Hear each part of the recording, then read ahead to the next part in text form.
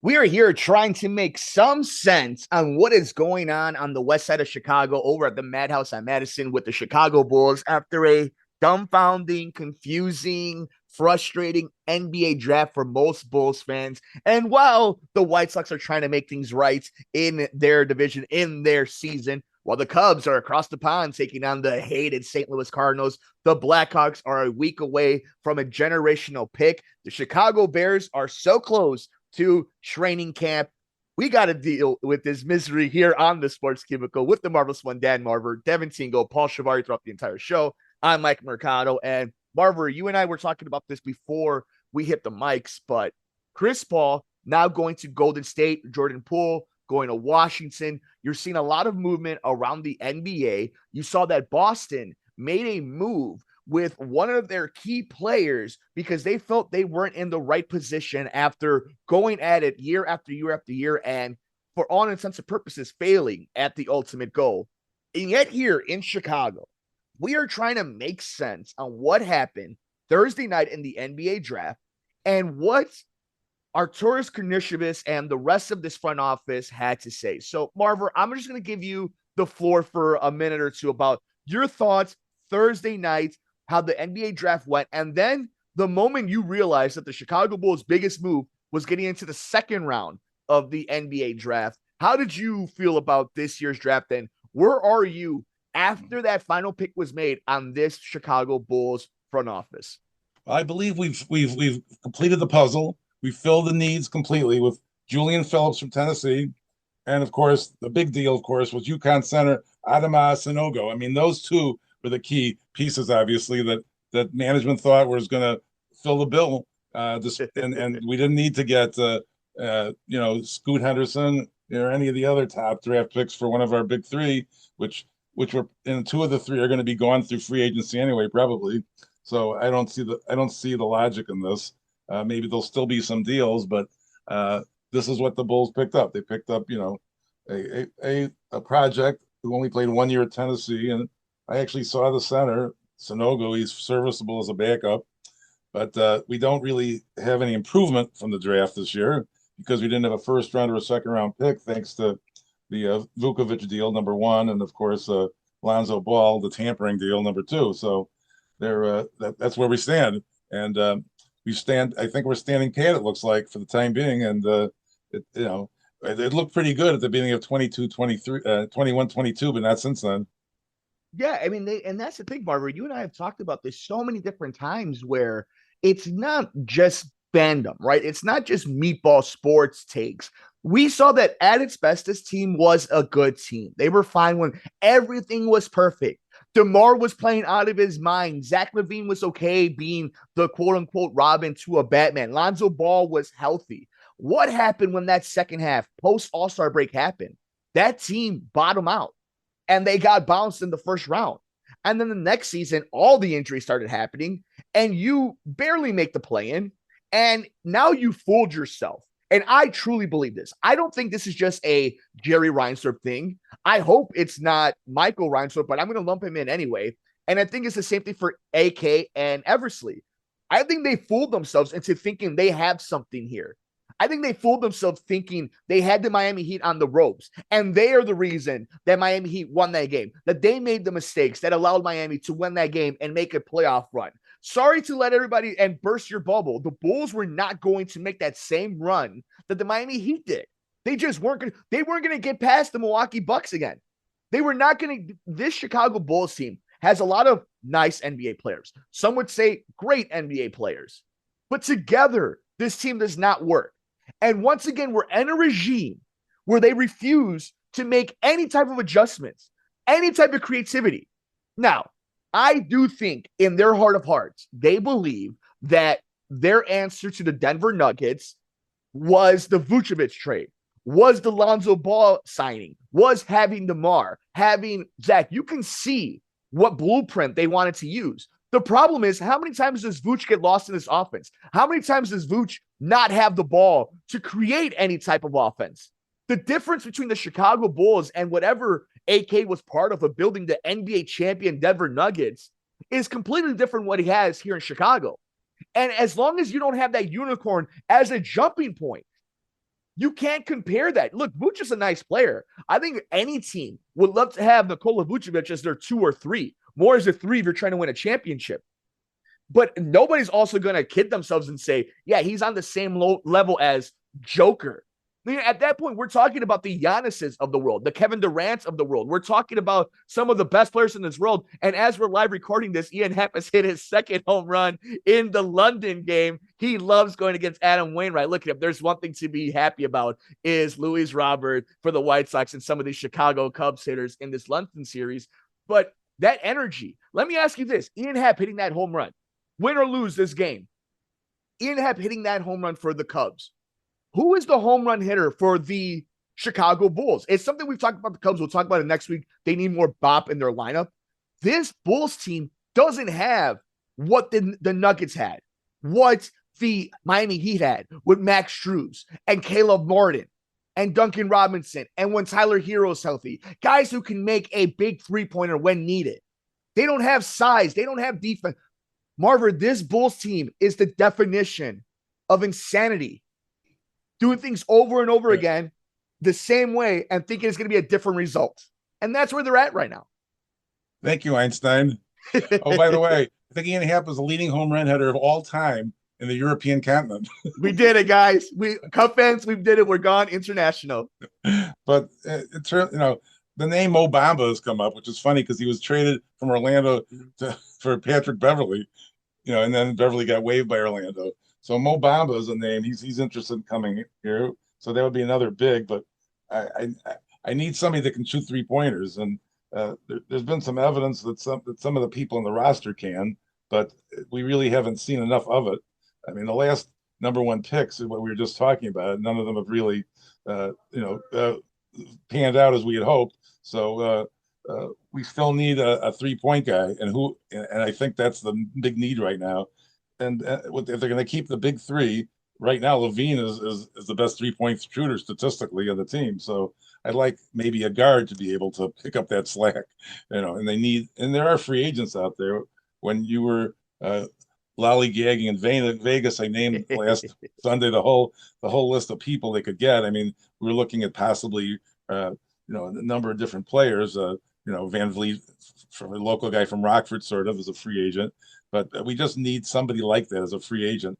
The addition of the draft is not, and even Bamba isn't going to help them in terms of the scoring deficit and the defense that they need to improve upon. I mentioned this, and you mentioned Vegas. Life is a blur the last few weeks. That I think the Bulls have fooled themselves at this moment. And I do think they believe that they're closer than they are, and they're not going to do a rebuild. They're not going to try to blow this thing up. And quite frankly, what value are you going to get for a lot of these guys? It's going to be 75 cents on the dollar. Like, how much is DeMar DeRozan going to get you? He's respected, but like, what kind of value is he going to bring to you for you to start this entire rebuild? Now, I do think if you want me to say, okay, the Bulls have grand illusion and they think that they're in this thing. They think they're a top seed. They think they can make a run. They just need to stay healthy. Well, then there's 2 things you have to do. And you mentioned one of them, and it's the big elephant in the room. It's the Lonzo Ball situation. Lonzo Ball obviously helped the offensive transition and had a really good 3-point shot and then play defense. Well, then you're going to have to find an answer to that. So if you're looking for some NBA veterans that you could bring in through free agency, one of them is Seth Curry, a veteran in this league who can shoot the 3-pointer, has been in big moments, and will kind of gel himself into any lineup, any roster. And second thing is, you got to find a point guard on your team. I'm sorry, Lonzo Ball is not playing. We heard it in the press conference that they don't believe he's going to play this season. We didn't need to hear that from the front office. We knew it already. God bless the kid. I hope he bounces back and has a flourishes and illustrious NBA career. It's not going to happen for Chicago. It's just not in the cards. Can you go get Fred VanVleet? Are you going to have to do something crazy like trade DeMar DeRozan in a sign and trade? Trade Vucevic in a sign and trade? Do you have enough creativity as a front office to do it? I look at this lineup right now, and a lineup with a Fred VanVleet type, a Zach LaVine, a DeMar DeRozan, a Vucevic, does sound pretty good. right? I think we can all agree on that. That sounds pretty decent. Is it as good as Giannis and Chris Middleton? Is it as good as what they're doing with Donovan Mitchell in Cleveland? Is it as good as any of these teams in the Eastern Conference like Boston and Miami? It's like, it's not. And I think this is something else, Marver, you and I got to bring up. We saw it all season. At one point, Zach LaVine was okay with being the second guy to DeMar DeRozan. That's not the case anymore. Zach is a supermax player. Zach is an all-star. Zach has pull in the NBA. And now we're asking him to, or at the very least, his team is asking him, defer to DeMar DeRozan, who, as much as we love here, as much as everybody loves in the NBA, is a detriment to what you're trying to do. You can't say we need to shoot more threes. We have to be more athletic. We have to be faster. And then your best player is the king of the mid-range. There's a lot of hypocrisy coming from this front office, Marver. Absolutely correct. I mean, I wanted to get them to get younger, is what I stated last week, and they had no first or second round pick, and so they ended up with a late second round pick in Phillips. I mean, what they should be doing in theory is building around their draft picks. Dalen Terry last year, number one, 18th pick in the first round.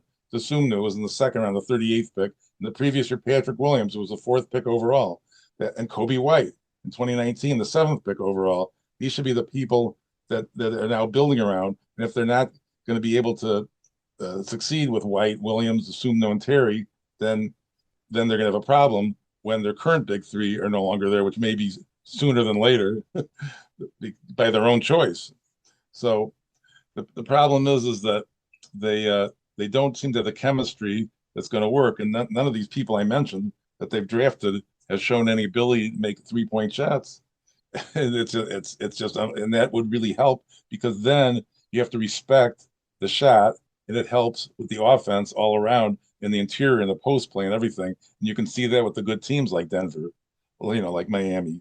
So that's what they're lacking. I mean, their defense isn't great, but it's serviceable. And on a given night, LaVine can carry the whole team through a playoff series like he did it with Toronto in that one game. So, and DeRozan has his nights where he can score 40 and 50. So I think that they have some offensive stars, but they're lacking the ability to have the overall game that I'd like to see, with like I say, with some excellent 3-point shooting that can be respected, which it is not, and better post play too. And we've talked about it 1,000 times, Marver. Like, this team has players that we really like as basketball fans, whether it's the high school or WNBA or women's college basketball, men's college basketball, the G League, Europe League. Like, we love ball. We love basketball. But this team has a lot of awesome players that don't play well together. And that's just a reality sometimes. Sometimes that's just the case. Sometimes you have really good players. Sometimes you have some of the most likable players. It doesn't mean you're going to win an NBA title. It doesn't mean you're going to get to the conference finals. It doesn't mean you're going to win a freaking series. Now, I do put some responsibility on the players, obviously, because they're the ones who have to execute what Billy Donovan is doing. But here's something on Billy Donovan and the front office. Where has been the development on this team? Name me a second rounder or undrafted player that has come out of nowhere and helped this team, not just a flash in the pan or a pretty good season. Tell me one of their top 10 draft picks that has become a staple, a starter, not just on this team, but will be a starter amongst any other team in the NBA. They have not done that. There is nobody on this Bulls roster right now that has been drafted by this front office that would be a starter on any other team in the NBA. And they have spent capital on that. Marver, you and I have talked about how important it is to just hit on one of those. You hit on one of those and your fortune changes completely. And they have not been able to do that. So my question to the front office, to this coaching staff, we're entrusting you. You're the ones who got the contract extensions. Where has your pull on this been? Where have you put your imprint? Where has the development on these players been? Well, the only one I can talk about Wendell Carter for you. Yeah. He was drafted by the Bulls, and he scored 15.2 points a game and rebounds 8.7, 2.3 assists. And unfortunately, He's now with the Bulls. I believe he's with Orlando, and Yeah. but he was a number 1 pick of the Bulls. So that was you know that was one that was good, but they didn't keep him, and it's ironic because everybody after that like it couldn't start for any other team, like you say. But I mean, I expected some kind of flashy move on Thursday night, but it did not happen. So apparently they're standing pat, at least for this year. And I don't know what their draft position is going to be like in 24, but we're going to go through another year of pretty much the same where we might get an 8, 9, or 10 spot, maybe 7, who knows, but we're not going to pass the big 3 for sure, which is namely, you got Milwaukee and you got Boston and Miami. I'd say I don't think that we're going to be in the top 3 in the East for sure with this group. So it's just a sad commentary because I guess management feels that they can do better with what they've got by adding a few pieces. Now the free agency remains to be seen, so that's going to be a key factor in determining what improvement they will have, because they may lose some and gain some, but that's not something that we know about yet, and that's going to be coming up. So the the draft was going to be a bust with no first and second round pick, and that's basically what it was. And so that's where we go forward now and see if they can improve the team in another way, trades, free agency, what have you. And I want to circle back to that, Marver, because you bring up a lot of great points. Before we do that, we want to make sure everybody's following us on Twitter at Sports Cubicle TV. Check out the video over on YouTube at the Sports Cubicle and anywhere else you get your favorite podcast at Sports from the Couch. Of course, every Sunday night on WCPT 820 and on the SoundCloud. If you want to hear the entire show, soundcloud.com, WCPT 820. Shout out to our friends over at Sheets and Giggles. Sleep like kings and queens that you are, and use our promo code, the Sports Cubicle, Sports from the Couch, for 15% off your next order, and get that eucalyptus mattress and sheeting and make yourself feel good this summer season. Make yourself feel better than the Chicago Bulls did this NBA draft here on the Sports Cubicle. It's the marvelous one, Dan Marver, Devin Tingle, and Paul Chivari throughout the entire show. I'm Mike Mercado, and I want to run this number by you, Marvelous. It's the Nikola Vucevic kind of rumors of what the contract might look at. It's sounding like 3 years, and it sounds like 2 years guaranteed, obviously, for 25 each, 25 per the 3 years, so about $75 million. But the third year being the interesting point of player option or team option. Look, I will give this front office a little bit of leeway. If they go into this free agency market, they get some veterans, and they try their best to surround the team with things that will accentuate what it does well. The problem I have is we've seen this experiment. Look at this Eastern Conference. The Milwaukee Bucks are only going to get better, and I think the Milwaukee Bucks are the favorites to win the NBA Finals. They were bounced out early. They were hurt. They're going to be with a new head coach. They're going to have all this new health, and they're going to go and make a deep run. I mean, I think that's what's going to happen in Milwaukee. So take them out of the equation. The Celtics make a huge trade. We'll see if it gels with their roster or not, but the Celtics are going to stick around. The 76ers, Embiid, it's do or die for him when it comes to legacy with the 76ers. A lot of pressure on them. Cavaliers, a team that we're going to see. They've drafted well. They brought in a superstar like Donovan Mitchell, a 4 seed. We'll see how they are able to maintain that. Then things get interesting with the Knicks, Nets, and the Hawks. Even the Heat. They're getting older. Are they going to trade Bam Adebayo? Are they going to get Dame Lillard? Toronto is losing one of its key pieces in Fred VanVleet. That's going to be a complete rebuild. So if you're the Chicago Bulls, there is some room for you to do the Jerry thing and be a quote-unquote contender without actually winning. But if the goal is to win, and your first move is to sign Nikola Vucevic to a 2 or 3 year deal for $75 million. Marver, is that just not more of the same of what we've seen from this exact regime? Yes. In terms of Nikola Vucevic, he signed a 4-year, $100 million contract with the Magic, which was guaranteed annual salary of $25 million, obviously. In 23-24, Vucevic will earn that while he will have a cap of the $33 million. So, I mean, I think he's going to go back to Orlando personally. No. So yeah, that's what I personally think will happen. I think he's gonna leave and go back to Orlando, but I could be wrong. We'll see. But so that would leave room for Mo Bamba and the center from UConn, and Drummond, and whatever free agency we can acquire ourselves, because we'd have a big available salary number if he should leave. And that was an early rumor on him. I just don't see. I think he's going to seriously test the waters, and he liked it in Orlando, from what I understand. So we'll see what happens. I mean, there was a lot of talk in the draft too about different things that were going to happen, and none of them occurred. Even with regarding Levine going back to LA, went to college there, and or they traded with the Knicks to bring Rose back, or Miami. There's a lot of things that are talked about, and they still may happen. So it's kind of early here in June to know what's going to be in October, November.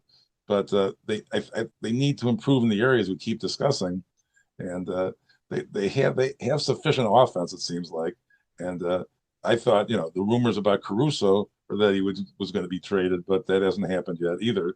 But they do need some production from that. He's from the guard spot. He's a gritty guy, and he survived being tossed out of the into the stands or whatever. So he's a tough guy, and so he's a good guy to have around, but not a good 3-point shooter either. So it's going to be a struggle, like you say. Even you talk about Atlanta and some of the others, and Miami getting older. Just they're in a position here where Cleveland's getting better too. So they need to get incrementally better to compete. I mean, they're not going to. There's no answer for the Greek freak, except for maybe the French freak, but he's in the other conference. And we'll see what happens. I mean, it's still early to really make a final grade on the off season because we're still in it. So I got something that I want to leave us with, okay?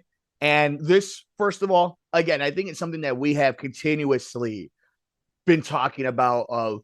We like these players. I think all these players that we're talking about on the Chicago Bulls are good NBA players at minimum and can be really great, up to great assets for other teams. I think together it just hasn't worked, and it's been a snake bitten type of run for them. But I just went to the NBA trade machine. How about this? Kind of head in the clouds, kind of dream scenario. But the Chicago Bulls send over Nikola Vucevic, DeMar DeRozan, Kobe White, and Patrick Williams for Pascal Siakam and Fred VanVleet. Now, if you're telling me going into next season, any type of scenario like this, where my starting lineup is some form of Fred VanVleet, Pascal Siakam, and Zach LaVine, with a smattering of other mid-level exceptions and other NBA veterans, I'm more comfortable with that. And sending DeMar back to a team that could give him the proper send-off the rest of his career, sending Vucevic to a world-class city that's losing one of their big guys, and giving Patrick Williams a chance to start somewhere else and Kobe White a place to start somewhere else at point guard. Because I don't think Kobe White can be your starting point guard this coming up season. I don't think Patrick Williams, the experiment, when we have his option coming up, can be viable. And I think DeMar DeRozan's game, where you want it to go, cannot help this team growing after you've signed somebody to a supermax deal and you have this contract. So Vucevic, DeRozan, Kobe White, and Patrick Williams for Pascal Siakam and Fred VanVleet. What do you think, Marver? Well, I think you may have given too much, considering VanVleet isn't he an unrestricted free agent? Both of them. So it would be a sign and trade with both Vooch and VanVleet. So they would have to both be sign and trades amongst everything else. What do you think, though? What do you think of that idea? Would it be if they're going to go veteran heavy, we're running it back, we're not rebuilding? Is it that type of splash? You're not going to get Dame. You're not going to get Chris Paul. But Siakam and VanVleet? What do you think? Well, I mean, they actually almost made the playoffs, Toronto, with those two guys and others. So it would probably be an upgrade in a sense, because like White and Williams showed some flashes. I mean, White actually scored the last basket of the season before he was pulled for Caruso for unknown reasons against Miami. But in any event, I kind of like White, but you have to give something to get something, obviously, and I like it. I just think that maybe both Williams and White is a much with Vukovic, but maybe just do a draft pick instead. Yeah, and we know that they're not opposed to doing that, but that's where we're at, Marver. That's where Yeah. we're at, Chicago. That's where we're at, fellow Cubicle Knights, that we are looking at the trade machine and just hoping and praying to the basketball and sports gods that something interesting happens to the Chicago Bulls, because we are thirsty for championship number 7. Heck, we're just thirsty for a playoff series win. But with that, it is time for some crumpets and tea. It is time for some fish and chips. Marver and I need to disperse, stop talking about the dreadful Chicago Bulls and talk about a London series. But that'll be for next week as we recap that, and we'll recap what might have happened with the Chicago Bulls. Marvelous. Any final words we say goodbye to our people? I mean, we're talking about playoffs, and we're talking about October. I mean, why can't the Cubs win the NL Central and be in a playoff series? That division is so winnable. You can win it with an 80 and 82 record, it looks like to me. So hey, Marver, from your mouth to the sports god's ears,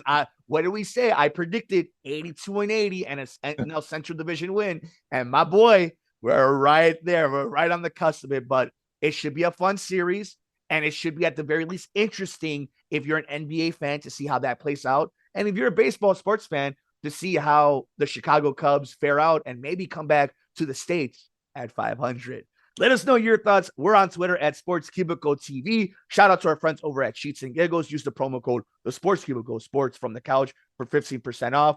We're on YouTube at The Sports Cubicle. Everywhere else at Sports from the Couch. And of course, WCPT 820 Chicago every Sunday night. And on the SoundCloud, if you want to hear the entire show, soundcloud.com, WCPT 820. For the amazing, the one and only, the marvelous Dan Marver, for Devin Tingle, for Paul Chivari, I'm Mike Mercado. Enjoy the rest of your night.